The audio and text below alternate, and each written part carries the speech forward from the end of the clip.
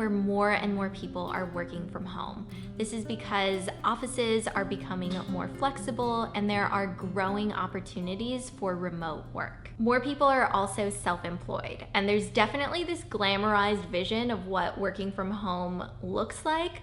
But if you are someone who has ever worked from home before, then you know that it can be a slippery slope downhill in a completely different direction that is not glamorous at all. I've spent the better part of the last decade working from home, and my intention with this video is to share some of the lessons that I have learned along the way to help you find a workflow that works for your life. Now, the upside to working from home is that this is an opportunity to honor your body's natural rhythm. So that means if you're someone that is more of a night owl, you have the chance to go to bed later and wake up later. And I want to reinforce that this does not mean that you're lazy. This means that you understand when you are the most productive. And there's this misconception that morning people are the most productive and night owls are lazy. But our world is set up for morning people. So working from home is a really great opportunity to work with what your body wants. For me personally, the first thing that I do when I wake up in the morning, I meditate. And meditation has become a really important practice for me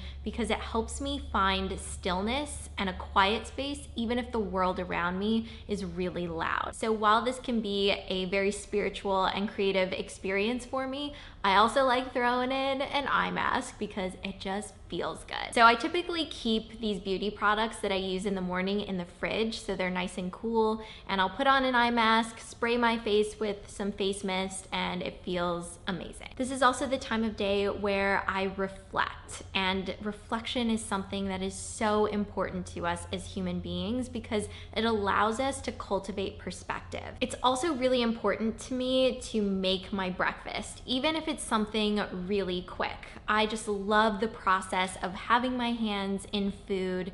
It is a huge release for me, and it also helps me feel more connected to what it is that I'm eating. Now, this part of my morning is tech-free, so I really strive to read something physical. And this is usually the newspaper because what I like to do is take the Sunday paper and stretch it across the entire week. So I'll usually read 1 to 2 articles every day. I love how it feels to have a physical paper in my hands. It's just an entirely different experience, and I'm also learning something new every day. Having the morning for personal time is a boundary that I've learned to cultivate and honor. So no matter what my day is like after, I know that I have given myself the gift of time, space, and replenishment. Now moving into getting ready. I pretty much just go through my regular routine. So I start off with my skincare, and then while that dries on my face, then I go and pick out something to wear. When it comes to getting dressed, I just want to be comfortable all the time. And on some days it means wearing loungewear,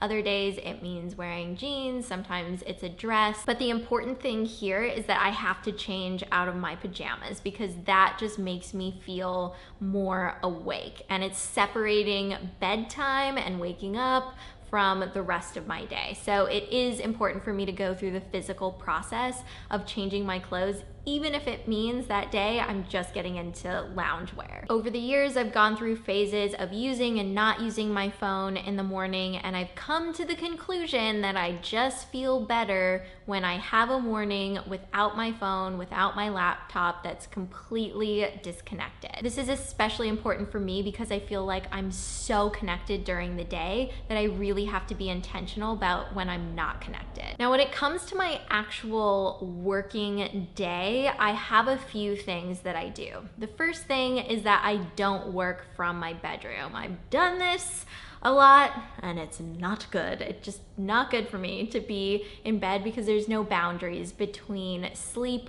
work, relaxing. It all just kind of blurs together. Right now when I'm making this video, my mom is here, so she's actually in my office room that I would typically use, so I will just move around my place. It could be working at the dining room table, on the couch. Sometimes I'll even leave my place just to get a change of scenery. Working from home can get a little tricky because it's totally up to you to prioritize and organize.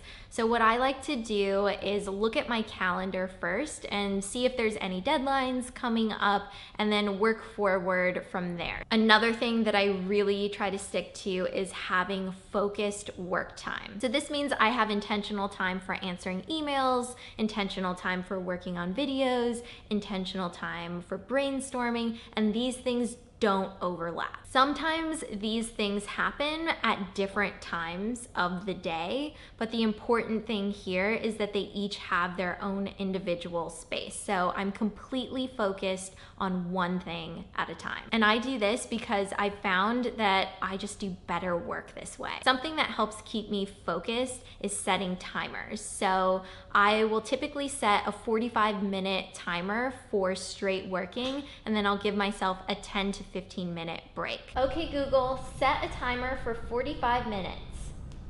Sure, 45 minutes, starting now. I've noticed that it's really important to give myself a break. Some people might look at this and think it's a lazy person's working schedule, but I don't see it that way at all. Because it's not about the amount of time that you're working, it's about what you get done during that time. When you become overstretched and you're trying to do 1,000 things at once, the quality of your work just goes down. You're not present, you're tired, and all of these things start to work against you. And sometimes work is just tedious and boring, and no matter what you're doing, even if you absolutely love what you're doing as a whole, you're gonna have these moments. And so if you're wishing that you were doing something else, this is also going to have an effect on the quality of your work, which is why I find the timer to be so helpful, because I know that at the end of the 45 minutes, that's it, and I'm gonna get a break. Something that ends up being a really great break opportunity for me is lunch. This seems like such a simple concept, eat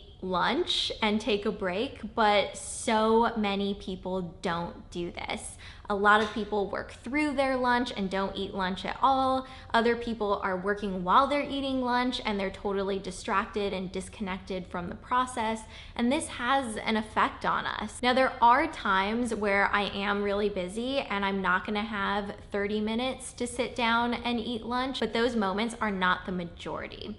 And I just kind of got to this point where I was thinking 30 minutes is too much time to replenish myself, then I need to reevaluate my priorities here. So I try to have lunch as much as possible without my phone, without my laptop, without any kind of screen. So I'll either just be alone with my lunch and be present in the experience of eating it. I'll read something. If I'm with someone else, I'll talk to them and enjoy their company. And then after lunch, I'll usually do some more work. And because I have a dog, this is a really great opportunity for me to get out. This is another chance for me to disconnect. So I'll typically leave my phone behind, so that way it can just be me and Tato out on a walk, even if it's just for like 5 or 10 minutes.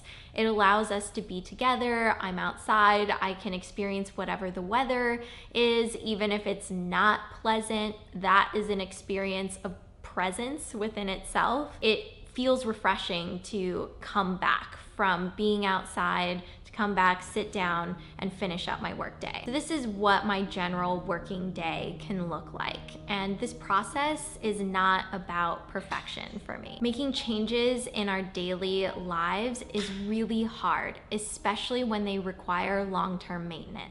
And my process has not always been this way. I have learned these lessons so often through the hardest way possible, by being on the complete other end of the spectrum. Now I feel more connected to myself and what I'm making and what I'm doing more than ever before. I think working from home is such a special process to really immerse yourself in, and everybody's process is going to look different.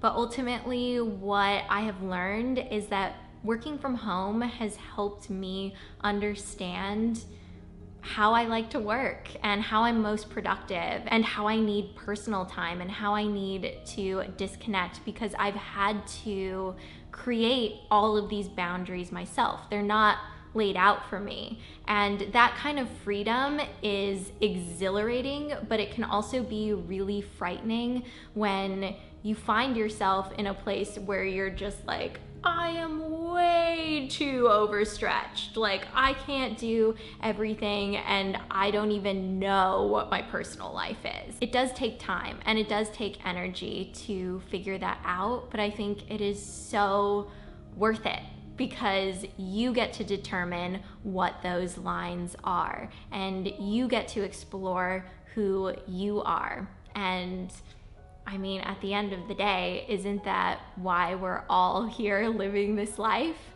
And I feel so exceptionally grateful to have a job where I get to explore the deeper parts of myself on a regular basis. So I'm just gonna end the video here because if I go any further, I know I'm gonna start crying.